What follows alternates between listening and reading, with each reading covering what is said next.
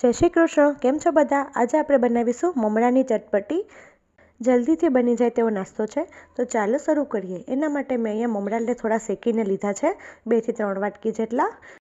ઝીણા સમારેલા ટમેટાં નાખીશું, ઝીણી સમારેલી ડુંગળી નાખીશું, ઝીણું સમારેલું મરચું નાખી દઈશું. મેં અહીંયા વેફરના નાના ટુકડા કરીને લીધેલા છે, તે એડ કરી દઈશું. હવે તેમાં જે ચણાની દાળ આવે છે રેડીમેડ, તે એડ કરી દઈશું. થોડી એવી આલુ સેવ એડ કરી લઈશું અને પાણીપુરીનો મસાલો આવે છે તે આપણે અડધી ચમચી એડ કરી લઈશું. હવે થોડું એમાં લીંબુનો રસ નાખી દઈશું, થોડુંક સ્વાદ પ્રમાણે મીઠું નાખી દઈશું અને આપણે જે લીલી ચટણી બનાવેલી છે તે એડ કરી લઈશું.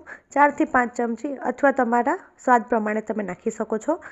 ઉપરથી થોડા લીલા ધાણા નાખી દેવાના છે અને બધું જ બરાબર મિક્સ કરી લેવાનું છે. તમે અહીંયા તીખાસ માટે લાલ મરચું પાવડર કે તીખી ચટણીનો ઉપયોગ કરી શકો છો. તમે જોઈ શકો છો સરસ આપણી ચટપટી તૈયાર થઈ ગઈ છે. તો એકવાર જરૂરથી ટ્રાય કરજો અને સાંજની ભૂખ માટે તો એકદમ સરસ છે આ નાસ્તો. તો તૈયાર છે આપણી મમરાની ચટપટી.